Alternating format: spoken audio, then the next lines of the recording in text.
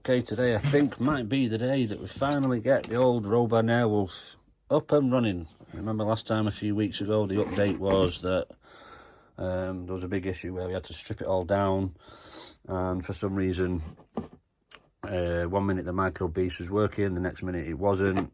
It was brand new out the packet, no instructions, so we were reading it all offline, and in the end we just give up and was told to buy a AR 7200 or 7210 BX or something like that.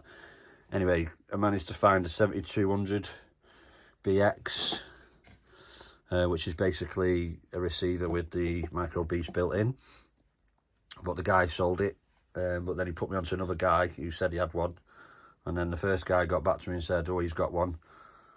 So basically I ended up buying one off each of these two guys, so I've gone from not finding any at all to now having two. So these are out of models that are used, hardly used, but have been tested and both up and running and working. So hopefully today I can use the satellite off the receiver and put it into these, get them both set up so that I've got a spare. If anything was to go wrong with one, at least I can just plug that one straight in and we'll be up and running. So there we go, we've got the AR 7200 BX. I don't know how to set it up, so the guys down the helicopter club will be sorting that out. So hopefully all this will be back up and running, and maybe get a cheeky little flight video finally after 2.5 years. So we shall see.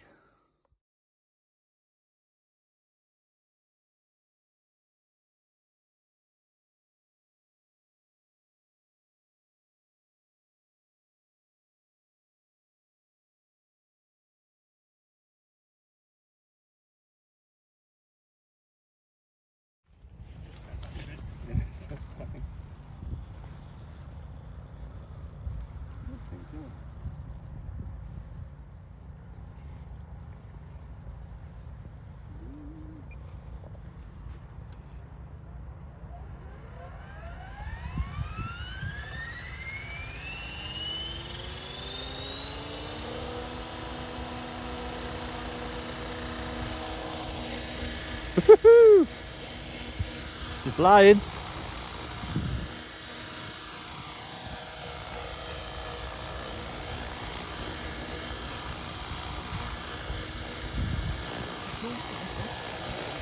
Bit wobbly.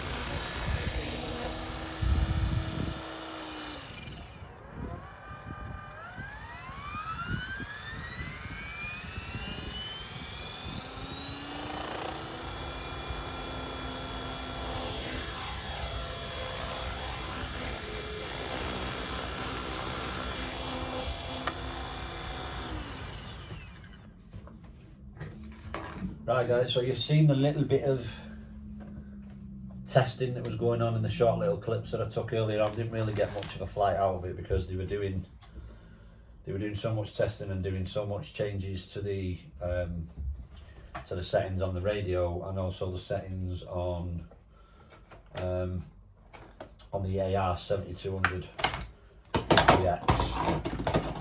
Basically, it's got a nice bit of weight in it. The battery fits in there perfect. That's a 4-cell 2200 65C, and then underneath is where they positioned the, let's get the battery out of there.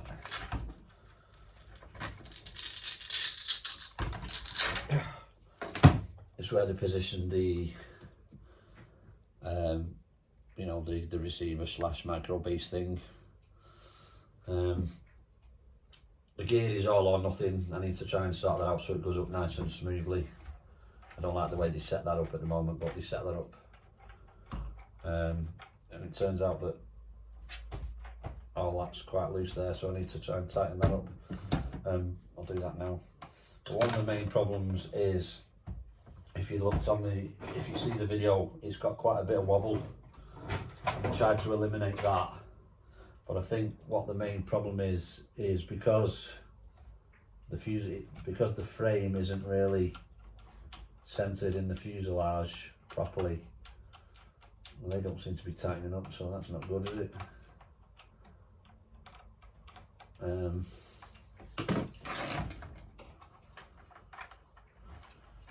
looks like I've lost 2 little screws off there or something, because all that's loose and it's got 2 nuts missing.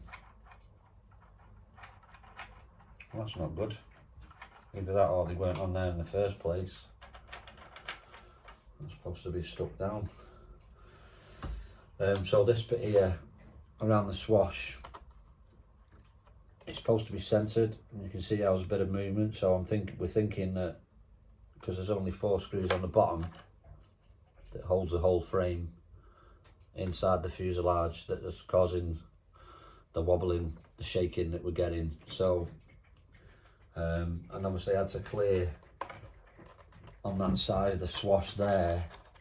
I had to file that down because the swash was catching, so I filed that down to make it clear. It does look a bit more centered now actually, that I've just tightened the 4 screws up on the bottom, which it wasn't before. But what I'm going to try and do is to stop the frame wobbling inside the fuselages, using maybe like a lollipop stick or something like that. Make a brace across here, glue it to the frame, attach it to the frame, and make it wide enough so that it kind of puts pressure on each side of the fuselage, and then that'll hopefully stop this wobble back and 2. So I'm going to sort that out. And then another issue was, as I mentioned before, all this clearance on the back here. I filed that down. Well, I got the Dremel out while I was there, down at the helicopter club, and I filed all that down to give that a load of clearance. But we've still got the issue of the boom inside. So all I need to do is take this section off the end and see if we can wedge a little bit of hard foam on each side, just to stop that movement back and 2. And then go back down the field and try it again, because it could be just something as simple as that that's causing the wobbling that you see on the video. So that's where we're at that in the meantime. But I'm happy that it's flying. I'm not happy that I've lost 2 screws off that landing gear, but that's what happens in it. It's obviously with the wobbling, it's probably it's probably shook them all loose. Now I don't know whether he tightened these up properly when he was testing it, but I've just, before I shot this video, I had to tighten these 4 screws up on the bottom to hold the frame in. So whether they come loose as part of the flying, I don't know. If that's the case, then I'll maybe unscrew them and put a bit of Loctite in, but they seem tight enough now that I've tightened it up, and that doesn't seem as bad. But that's the main gist of it really, is we need to brace this to stop this movement. Shouldn't have any of this movement in the fuselage at all, and it could be that what's making it shake when he was lifting off the ground. But overall, I'm happy that it's airborne, I'm happy that it's flying, I'm happy that the guys have set it up for me. What I'm not happy about is that I thought it would have some sort of safe mode to fly on it, which it hasn't. So basically, I mean, I can fly without safe mode, but I'm a bit rusty, so I'll have to start flying the SRX 200 again without the safe mode, taking off and landing without gyro, without the safe mode on. So basically that doesn't self-censor. You know, if you go forward, let go of the sticks, it'll stop, and vice versa on any movement. But this hasn't got that, so if you go forward and let go of the stick, it'll still go forward until you pull the stick back to censor it, and the same with all the other movements. But it's going to look great flying. So again, hopefully we'll have another update again next week. If I can get this braced this week, I'll go back down there again next week and then get a full video of him testing it again and flying it again. And hopefully, fingers crossed, we will have this shaking under control. So there we go, guys. A little bit more progress, but at least it's airborne after 2.5 years. Woohoo! Come on, baby! Happy days. Just a few little tweaks and should be perfect. And I might see if I can get some mesh to cover these holes in, because the rest of the holes at the top, you know, they've put some nice black mesh on and round here. but they failed to do it on these front vents here, so it looks a bit daft with them having big holes in, so I might see if I can find some mesh and cover them up. So there we go. Thanks for watching again, and keep an eye out for the next update, and hopefully we'll all be up and running, flying, wobble free. Oh.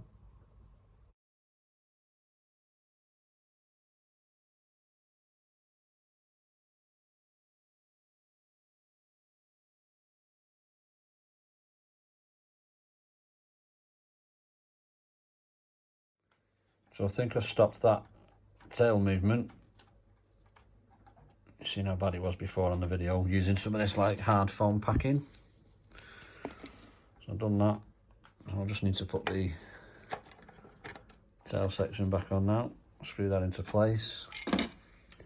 I also noticed that I think on the last video I've shown you earlier on, them screws are tightened up.